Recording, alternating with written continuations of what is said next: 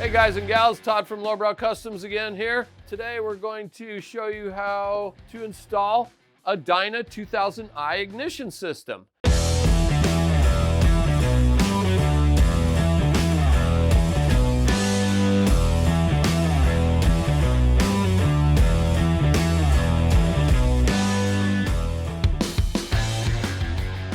Now this ignition system is pretty sweet because of the fact that that's it. There's no control box to mount on the bike anywhere. So if you have an earlier model Sportster, Softail, any Evo motor, any motor with a cone, because this is going to go inside here where the ignition system is.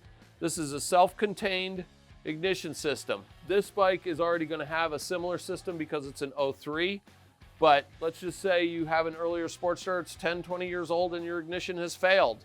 It's probably more cost effective to replace your stock system with this than it is to go find a stock module that's obsolete. I just think this is a good ignition system. That's why we stock them on lowbrowcustoms.com. Technically, it's not very difficult to install.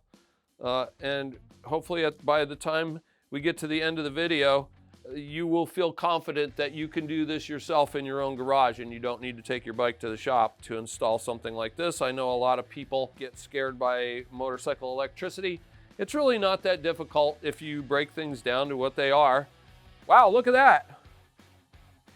There's only 5 wires. I think y'all can do this, and we're going to show you how. One of the other things worth mentioning is that there's a recommended coil. Same company makes the coil that's recommended for the system, and we have that on the website. It is linked. If you go to the 2000i listing on the site, you'll see in the listing there's a link to click on it, and it'll come up with this particular Dynatek coil that is recommended for use with the 2000i. It's a 3 ohm coil. We're going to replace the coil and the brain box ignition, and there's also some information about why you want to use the right coil in the listing. There's also a whole bunch more of technical information in the listing. Feel free to go to the website and check it out. I'm not going to go over every little feature of the system. It also has the ability to be used with a VOES, which is a good thing. And I did take the liberty of printing off a description of what the VOES does so that I don't screw it up. And I also send this to customers in email form when they call on the phone and they go, hey, can I get rid of my VOES on my stock ignition? And I'm like, no, it's part of the ignition system. Basically what the VOES is, and it's this little gadget underneath here, we'll show you when we get to that point. It's a vacuum operated electrical switch. And what it does is it either advances or retards the timing depending on the engine. And I'll just reference this email that I send to customers. It says here, VOES is a device to control the ignition advance. This is necessary to avoid detonation. It detects high vacuum, tells the box to advance the timing. So technically, on a stock bike with a stock ignition with a VOES, it only has 2 modes, either advanced or retarded. Simply disconnecting the VOES wire, hose, or bolt does not bypass the VOES system. It tells the ignition that the engine is constantly under high load, so it selects the more retarded timing curve. So for you people that are wondering what that does and why it's on your bike and why you shouldn't get rid of it if you have a stock ignition, as well as this aftermarket ignition has a wire to go to the VOES because it's going to be part of this system as well. The VOES selects one of 2 of the modes in the box. There's no in between. It's either off, timing retarded, or it's on, timing advanced. Normal default is off. That's the position you want for starting, acceleration, high load, like going up a hill in a gear that's too high. It's also a position you want it to go if the switch fails or the vacuum hose becomes disconnected or breaks. We won't get really in depth about that. That's basically the gist of it. We are going to use the VOES with this system. It does have a wire for that. But if you're wondering why you don't want to just get rid of your VOES, that's the reason. You don't want your bike to be retarded. You want it to be able to retard and advance. I think installing the coil first would get one thing out of the way that's super simple and no big deal. We are going to have to put some ring terminals on for the connections on the coil because the current coil on this bike does have push rubber connectors. Coil's on the other side of the bike, so we'll hop on over there. We'll go ahead and get this installed in preparation for when we run the wires up to it to be able to connect it. We'll do the simple job first. We'll go ahead and remove the spark plugs in preparation for rotating the engine to find top dead center. Looking through the timing hole, I think we'll take those plug wires off once we get on the bench here. We'll go ahead and take these 2 bolts that hold the coil on off. No big deal here. A little tight in there. Oh, look at that. Do it by hand. Okay, maybe not. We'll use a wrench on this side. There we go.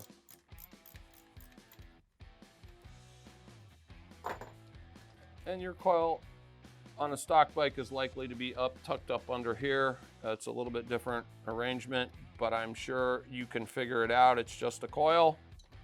This is the coil relocation bracket that we sell on the website. And there's our plugged in wires that we're just gonna go ahead and unplug. That's that.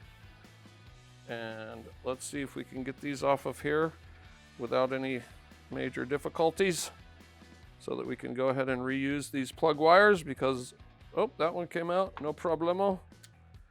And see how I pulled the boot back instead of pulling on the wire so I could get to this portion of it. We will be able to get to the wires on the ends of this pretty easily with it installed.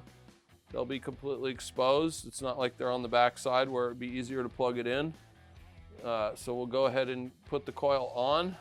See, are we dimensionally the same as the old coil? Oh yeah, look at that. That's gonna be just perfect for the bolts and the, this is the plate that's used on the bottom so you don't have to futz around with trying to hold 2 little nuts underneath there.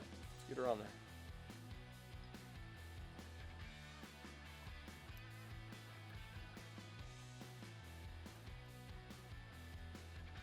Pretty simple.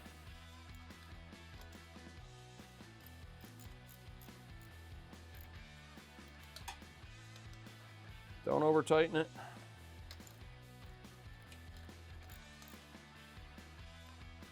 And there are the coils installed. Perfect. All right, we'll yank the plugs out.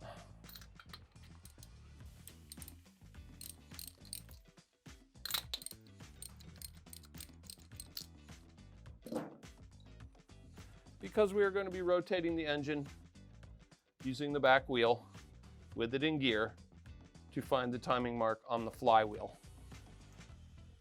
Looks like she's burning pretty good. And we're also going to put a new set of plugs in when we put the new ignition on, just because we'll start with everything fresh all at the same time. That's always a good practice if you're changing a part like this. Just change the plugs. Once again, plug wires look fine. No problem with those. No reason to change them. Let's go ahead and move back to the other side of the machine. The 2000i comes with a pretty decent instruction sheet. It's not, doesn't read like a book. There's just a few pages here, nothing major. What do we got here? Let's see here. 3 whole pages. Wow, no big deal. Now, don't get excited when you see the wiring diagram page. We are going to use the simplest diagram on here. We're going to use dual fire single coil. That would be this one in this corner. It's dual fire single coil wiring diagram. There's the wires we talked about a minute ago. We don't have a tack, so we're not going to use that wire, and the blue wire is not being used at all. So now how many wires do we have to hook up? Well, even less than before. Okay, so let's go ahead and get the old ignition removed from the bike in preparation for installing the new one. There's our neat little ice cream cone, eat ice cream, yada yada, timing cover. 2 screws holding that on, no big deal. Your original cover is likely to be riveted on if it's never been off the bike. If we had one of those here, I would show you the program for that. It's super simple. You're going to take your cordless drill or a corded drill motor, and you're going to put a small drill bit in it, and you're just going to drill the heads of the rivets. And pretty soon, as you're drilling, the head will spin around and then the cover will come right off. Then you'll find this cover underneath, and it's got 2 screws, Phillips head. And then we're gonna see what the stock ignition system looks like. Once again, this is a 2003 model that y'all probably recognize from some of the other videos. Guess I should have grabbed a longer one. But we'll get it. It's not very long of a screw.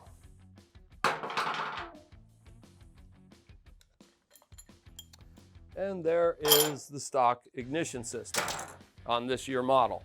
Now, on earlier models, what you're going to see when you remove that cover, you're going to see one of these.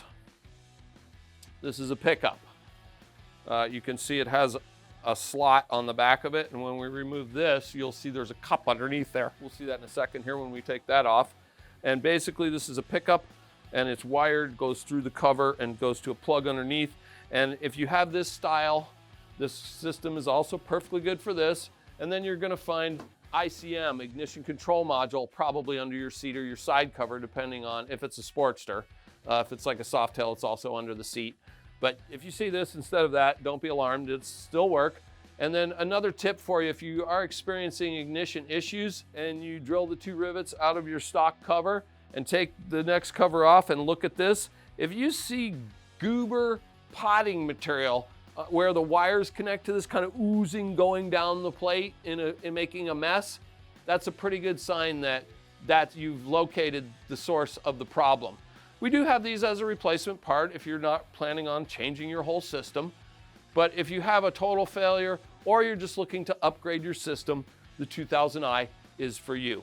All right, so now we're going to see that we have 2 little pillar bolts here that have threads in the middle for the screws that hold the inner plate, and also a flat spot for a flathead screwdriver. So go ahead and take those off.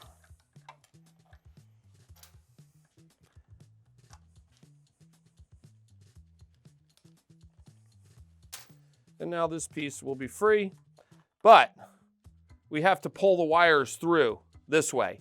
So the next thing we're going to do is we're going to disconnect the plug where this connects underneath the bike, and then we're going to take the pins for this out of the connector because it won't pull through the hole on the cover with the pins, with the end of it, the plastic plug part. I did put a jack under the bike before when you weren't looking, to be able to rotate the engine to get to the timing mark. I'm not quite sure, I might need to just move that out of the way, so I jumped the gun on that one. But we'll go ahead and get this out of here. We followed the wire from up here, and the plug was back here up underneath, so here it is.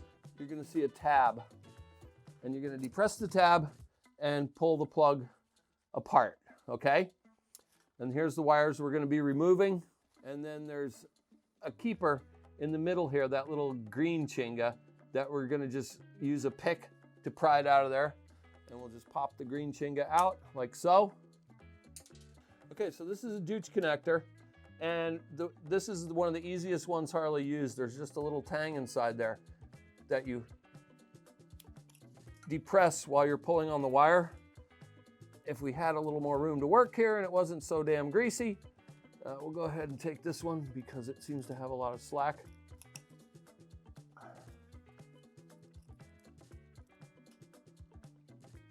Depress and pull, and the wire comes right out like so. And then we'll move along and we'll take each one out one at a time. Let's go to this one next, which is next to that one.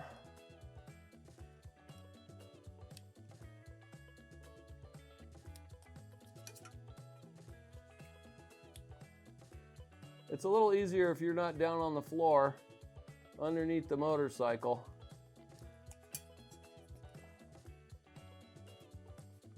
And you could, oh, I got that one. Okay, 2 more to go.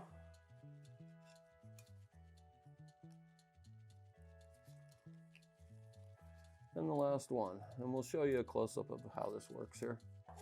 And then you have this little rubber chinga that the wires all go through. And there's that, all disconnected. So if you go down inside the plug and you see that little flat portion, it's kind of almost spring-loaded plastic, and you're just going to push that, and that is held by that little flat spot on the wire. Okay, I'm just gonna squirt a little bit of lubrication in there in the hole. Even though this wire is super oily, hopefully that'll help it come out of there. And I want to grab the housing.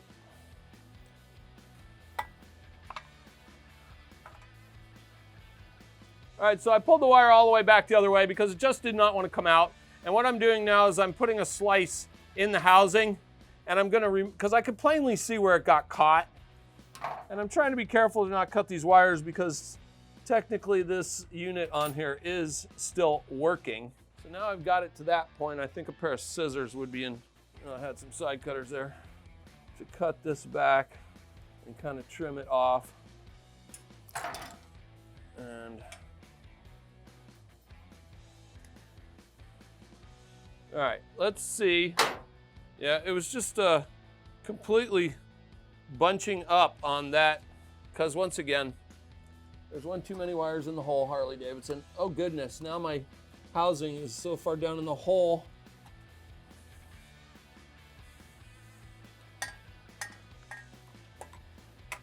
I think we're just gonna go ahead and remove the entire housing. And now, would you look at that?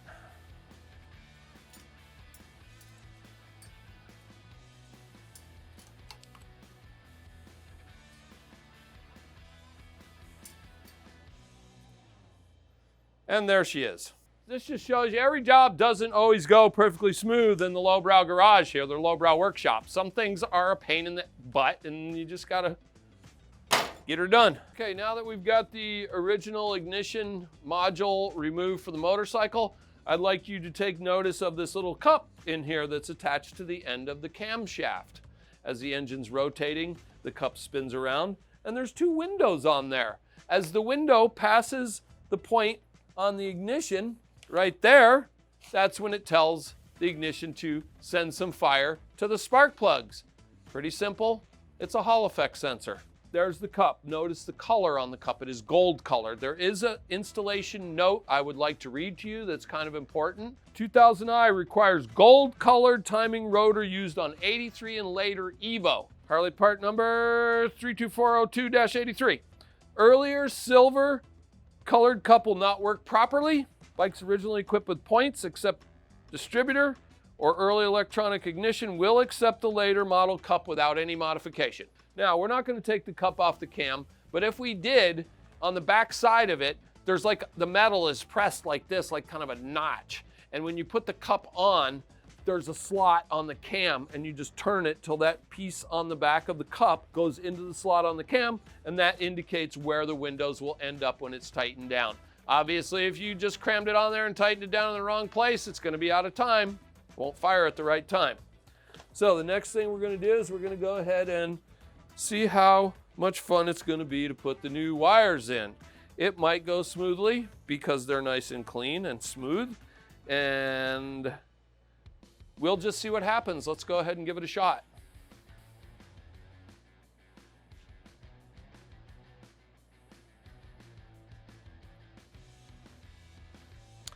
I can see the wires exiting the bottom. I think it's gonna go just, whoop, we're starting to bunch up a little bit. Let's go ahead and reach under here and see if we can help it along by grabbing all of the wires and kind of feeding it a little bit at a time until we have some housing coming through, which now we do. And see how it was bunching up a little. Now that it's not bunched up, you can see how it's got little bunches in it.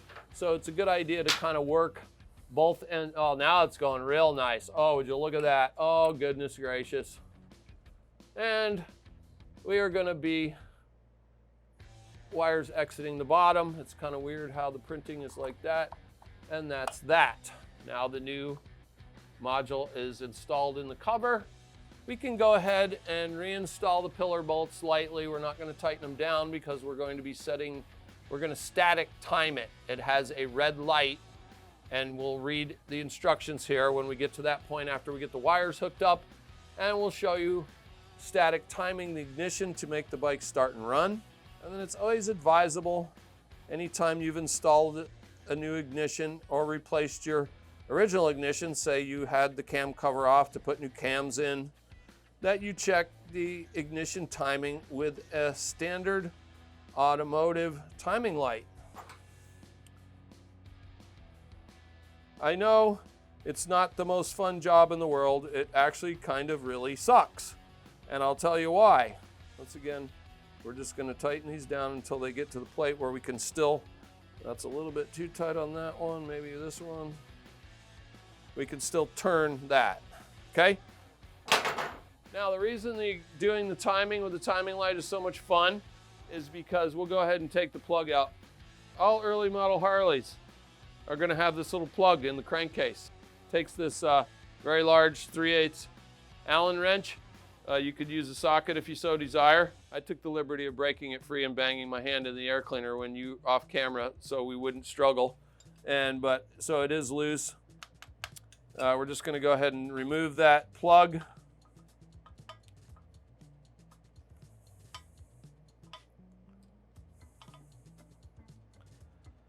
And then what you're going to see there, if we take a flashlight and we shine it in the hole, that's your crankshaft in there. Now there will be timing marks on the crankshaft that we will be using to set the timing. And we're going to show you what those look like in the workshop manual. I know I've said this before in other videos, you do have a workshop manual for your bike, don't you? Okay, I hope you do. If you don't, we have some available on the Lowbrow Customs website. But at any rate, I open to the page for ignition timing, and here's the timing marks. You're going to see 2 dots or a line. For our purposes, we are going to be using the line because it says number 3, front cylinder, top dead center is where the line is, and that's where we'll be setting the timing on here. So some bikes will have different marks. This is a Sportster book, 1999. These marks do apply to this year model. Some of the earlier bikes had what they call the Lazy 8, which would have resembled the 2 dots, but they were closer together. But that's ignition timing section of your book. You'll see that mark. And once we rotate the engine, we still have the spark plugs out. I did have to move the silly jack out from under there to get to the plug or the ignition module. And so we'll put that back under there. We'll put the bike in 2nd or 3rd gear, and we'll rotate the engine using the back wheel and the drive to get the mark in the hole in preparation for setting this after we get the wires hooked up. All right, now that we have the module installed, wires hanging down below, we're going to go ahead and take a quick look at the wiring diagram and talk about that, and then we're going to go ahead and determine the best place to feed the wires up to the coil and where the VOES is, because it's not going to have a plug on the bottom like the stock harness. They made it long enough so that you can just feed it up to where it needs to go, which is not a problem. We are going to need to crimp some ring terminals on the ends of these once we get up to the coil. So let's just review the diagram another time. We'll look at the wire colors we have available and what we're going to do with them. Once again, blue, not going to be used. The green wire would be for a tack. We don't have a tack, so we're not going to use that wire. So now we have purple, pink, and white. They call it violet on here. So the violet purple wire is going to go to the VOES switch, which here's our VOES right here. I kind of left it hanging when we did this project, so we're going to unplug that and figure out the best way to connect the violet wire to the VOES. And then the pink wire is going to go to one side of the coil, and the white wire is going to go to the other side of the coil. Well, the white wire is going to go on the side of the coil where we hook up hot ignition to the coil. So there's going to be a white wire on the harness that we unplugged from the original coil. So it'll be white, VOES, other side of coil. That's it. We're going to hook up 3 wires to make this work. If you had a tack, you'd use the other one. And what did I say? The blue's just not used at all. So no big deal. You know, when we get up to there, we can always go like this with the blue. We can stick it down inside there and make it disappear because we don't really want to cut it off. We're just going to, not really sure what it's there for. Oh, I know what it's there for. It's probably there for a different diagram. Absolutely. It's for if you have 2 separate coils, you use the blue wire. We don't have 2 separate coils. We have 1 coil. So let's route the wire under the bike. We'll grab some zip ties, and I'm thinking we're probably going to come up somewhere not anywhere near the drive because that would tear up the wire, but we're going to have to figure out the best place to run it. So we'll take a quick look at that off camera, and then we'll figure it out, and then we'll let you know where we put it. Okay, so I went ahead and routed the wire under the frame. I put a zip tie on the bottom, kind of pretty close to where the other one was.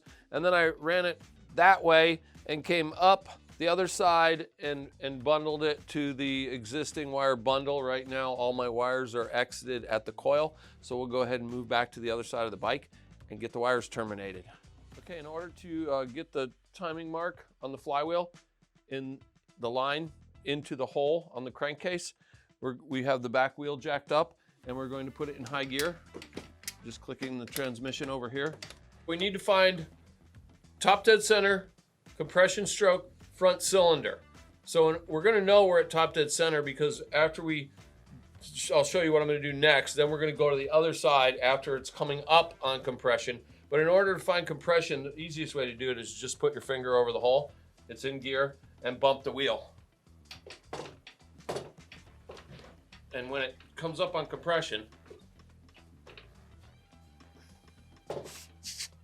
there it goes. It makes a little noise because it's pushing your finger off the hole.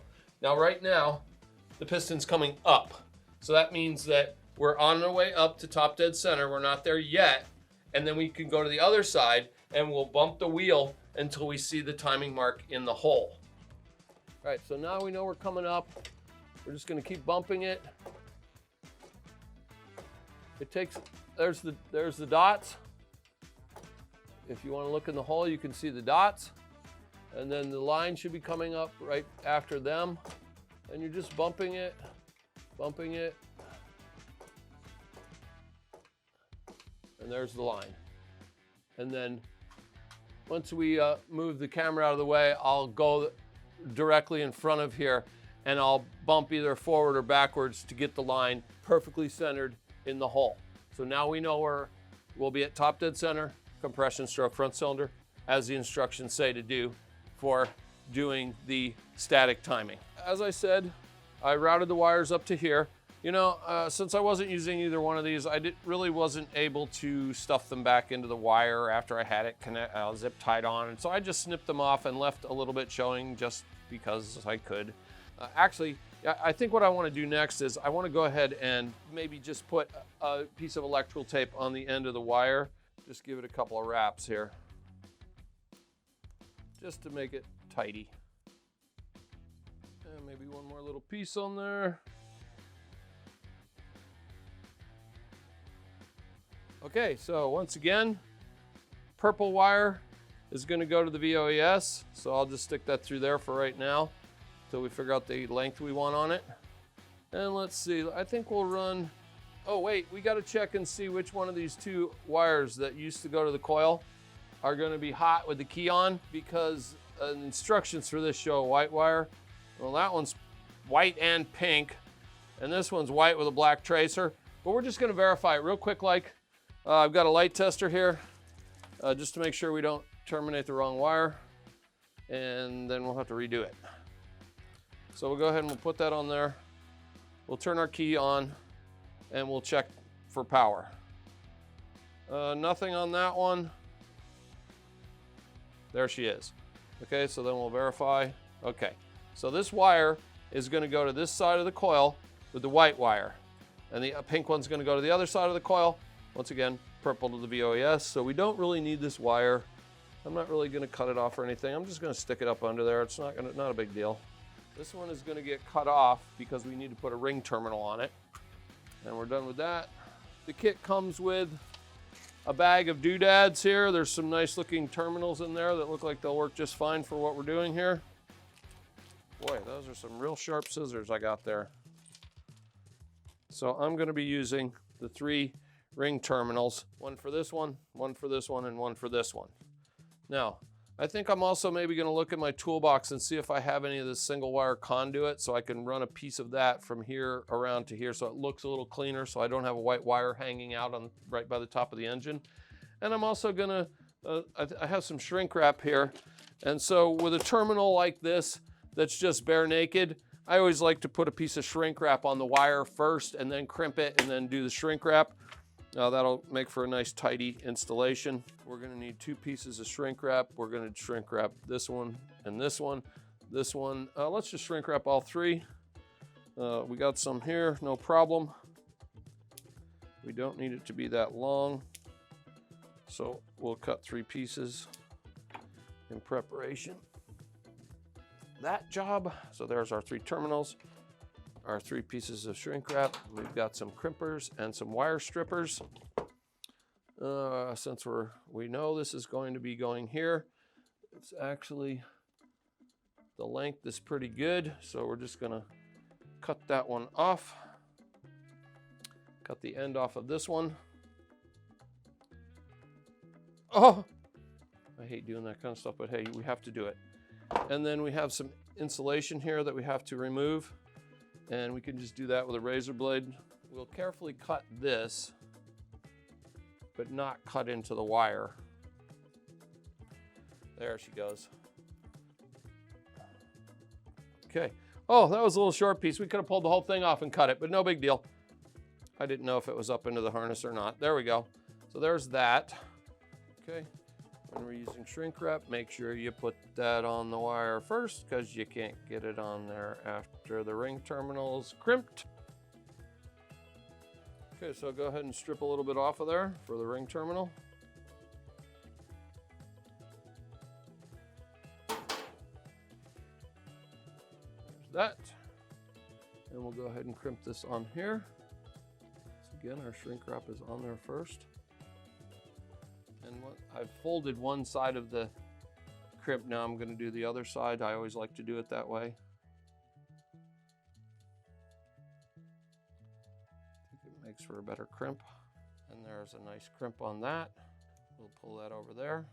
Okay, so I dug around my toolbox electrical drawer and I found what I was looking for, a piece of single wire conduit. I'll use that on the VOES wire as well as this one. Now this one's going to go, I'm going to run this behind the switch so it's a little cleaner, and I'm just going to pull it through there to see how long I need to make it, and then we'll cut the wire off. So that's going to be up there, probably zip tied. So that looks pretty good right about there. Now we're going to need to figure out the length we need for this, so we'll go ahead and pull it back out real quick.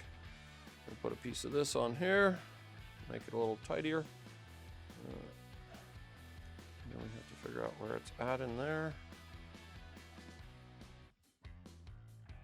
And there's the end of it. So we'll go ahead and make this a little bit shorter than where I measured, saving the other piece for the VOES. We'll put this on here. We'll run it through here again. And that looks pretty good. Now we'll go ahead and put our ring terminal on this one. And I think I could have done a little better job on that tape, but we'll go ahead and put one more piece of that on there after we get this terminal on.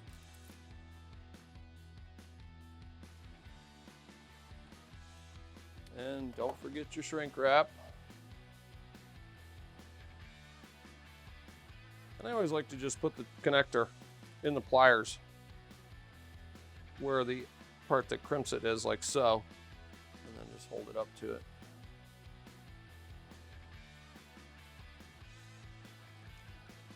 Okay, there's that one. Oh, I also forgot to say on the first one, anytime we're using crimp, always pull on it when you're done making the crimp. Give it a tug. If it comes off, it's not a good crimp. Look at that. Those are good crimps. Those are fine. Okay, we'll go ahead and use this heat device here to shrink wrap this. You know, it's always good to do this with a full tank of gas. Just kidding.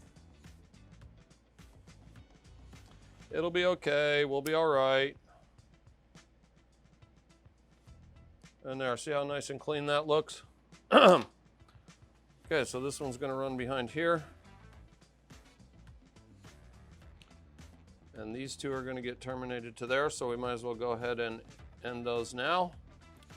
Okay, so let's go ahead and put these two on here.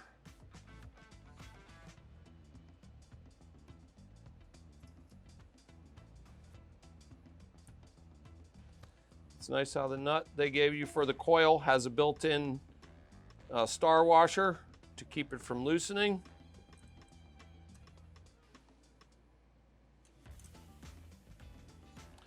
That's nice. Okay, secure. Okay, so Pink's gonna go to this side. I think we'll cut it right about there. And then we're gonna put a piece of conduit on it. We'll just go like this time. And it needs to be about that long.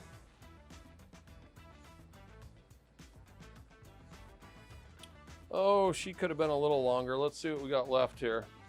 Oh yeah, the other piece looks like it might be better.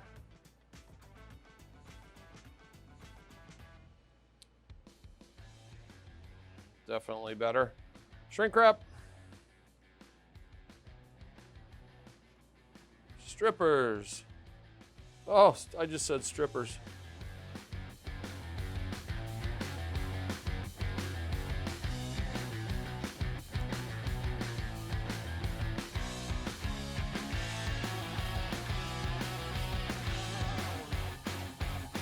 This is like watching paint dry.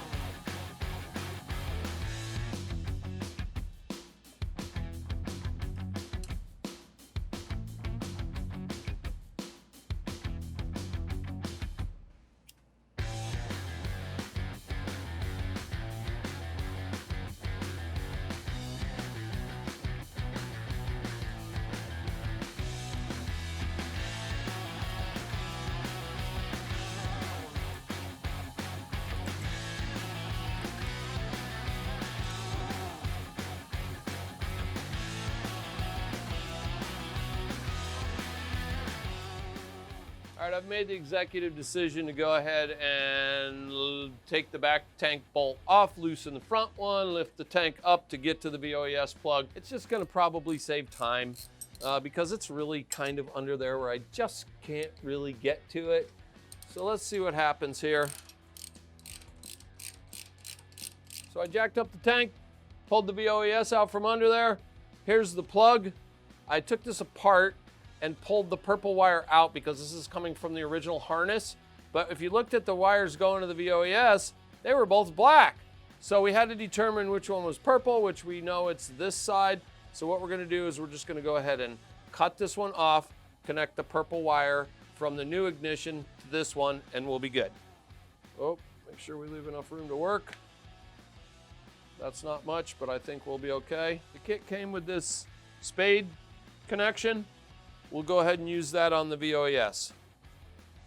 So we're gonna strip this wire and let's go ahead, and since this needs to go that way, we don't want this to be on this side of this wire, so let's go ahead and feed this through here. We're gonna put a couple zip ties on this stuff when we get done. Sometimes you have to get creative when it comes to wiring, especially when you're adding or subtracting something. Okay, so we'll leave this a little long so it's easier to work with. And we'll cut this one off. And then we'll go ahead and strip both of those.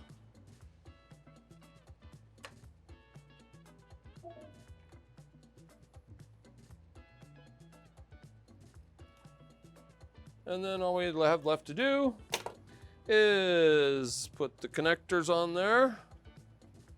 Really doesn't matter which end goes where. Once again, make sure we have contact, good connection.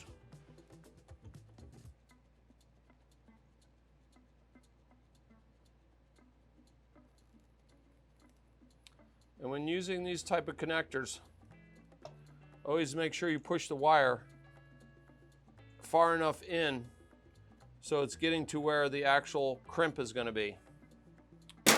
And with this connection, and these actually seem pretty positive, that's not going to pull out. And then we'll go ahead and stick our VOES switch back where it was before. I know when we did this job the first time around, we didn't really take into consideration a bracket for the VOES, but it seems like it's been fine. The bike's been in use. Okay, and then I just added a zip tie. I think I'll put one more zip tie there. This is the zip tie from before we added this, so let's remove this one and put a new one so that we have all the wires on there instead of adding another zip tie.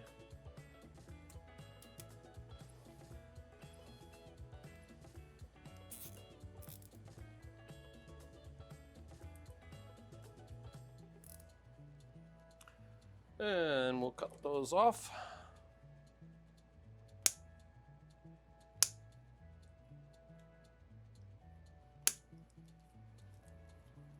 And there's that. Okay, wiring's done. Next thing on the agenda is static timing, but I'm gonna go ahead and put the rear tank bolt back in before we do that. Let's go ahead and reinstall the spark plugs and the plug wires. That's always a good idea to put a little dab of anti-seize on your spark plug threads. Don't get it on your electrode because then it won't work right. But that keeps the carbon buildup from affecting your plugs going in and out. We sell Autolite plugs here at Lowbrow for Evos. I think they're really good plugs. If you need some, we got those on the website.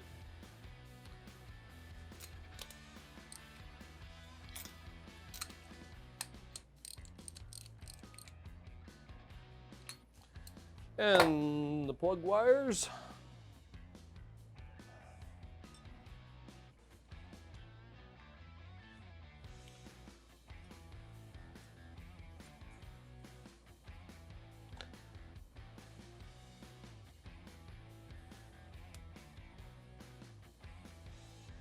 Oh, that end was slightly loose.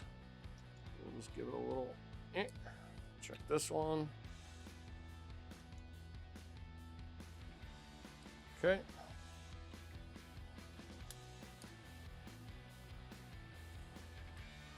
And there we go, plug wires, plugs in, ready for anticipation of trying the new ignition system after we get her static time. Okay, I described the static timing as we demonstrated the procedure, but I'm gonna go ahead and review it from the instructions one more time before, because this is going to come into play for doing the light timing now. But it says, we remove the inspection plug, bike high gear, turn the rear wheel, crankshaft top dead center, compression stroke front cylinder, TDC mark aligned in the inspection hole. That's where we are right now. We have the line in the center of the hole. Remove the spark plugs, make it easier to turn the crank. We don't need to do that, we already did that. So now we're gonna rotate this, the 2000i, to cause the status LED to turn on and off. Well, we obviously have to have the key on for that, but we're just gonna review this and then do the work, okay? Then it says, carefully follow this next instruction. Find the point where the LED just turns off while rotating the base plate in a clockwise direction. Lock down the 2000i. The initial timing is now set to close to optimum. Final timing checked and set dynamically to compensate for normal production tolerances in the timing rotor, camshaft indexing, flywheel marking, etc. So let's go ahead and make sure we can turn our thing. Yep. We don't want it to be too loose that it moves on its own, so that when we find the point where it turns on and off, but we don't want it to be too tight. See, I just finger tighten that and it acts like it doesn't want to turn. So we're gonna just back those off. There it is right there. We can also hold it when we get the point where the light goes on and off where we want it to, and then lock it down with a screwdriver. We'll have that handy. We'll go ahead and put that right there so when we're ready for it, we're not searching around. So let's go ahead and turn the key on so that we have some light action going. And do we have anything going on? Not yet. There it is. See it? Okay, now let's just review one more time what we're doing here and have our screwdriver ready. We're going, that was just counterclockwise I was turning it, so we basically want to turn it clockwise. So it says to find the point where the LED just turns off, rotating the base clockwise. So now it's on, so we have to go back this way. Okay, now it's on. So we're gonna go clockwise is this way. So we're gonna go ahead and turn this and move this until it just turns off. There it is, right there. We'll do it a couple more times just to be sure we're happy with where we're at. There it is, it's on. And see, I'm just holding this unit with my finger because watch what happens if I take my finger off. See it? It kind of goes backwards. So we're gonna go ahead and with that finger pressure on there, we're gonna go ahead and just turn this. I don't wanna block the light so you can't see what I'm doing. I'm just gonna let it do it on its own. So I'm letting it go, I'm letting it go. There it is. Let's do it one more time, just because we can. Light on. Light off. That is static timed. So now we can go ahead and lock this down. And you don't have to crank those down hard because this plate's aluminum. You don't want them to come loose because the timing would be off. And I'm gonna grab a longer screwdriver so I'm not arguing with the brake pedal again. On that one. Once again, tight, but not overdoing it. Okay, that's it, gang. We are ready to fire it up. What we have here is a regular old automotive timing light. This is a very simple tool. This just clips onto the spark plug wire, and these will go on a battery. Sometimes it's okay to put these on the battery. Certain ignition systems, it's better to use a remote battery. But once you fire it up, you want to put it in the advanced mode by holding the RPM high and steady. And then you're just going to point this at that hole. You're going to get a face full of oil, and there's going to be oil all over the flywheel. And when you see that line in the hole as the engine's rotating, it's perfect. If the line is off this way or this way, that means it's either advanced or retarded. And so then you would loosen this and turn it ever so slightly until the line is perfect. Now that's always suggested that we do these type of things. If you don't have an automotive timing light, you can borrow one from AutoZone. I'm fairly certain they have a loaner where you give them a deposit for the tool, you take it home, you use it, you bring it back, and they give you your money back. It doesn't cost anything. I happen to own one. I've had this timing light for a really long time. I used to time small block Chevys with this, and I still do. The only other thing we need to do is we need to check the position of the mode switches. You'll see there's these 6 switches here.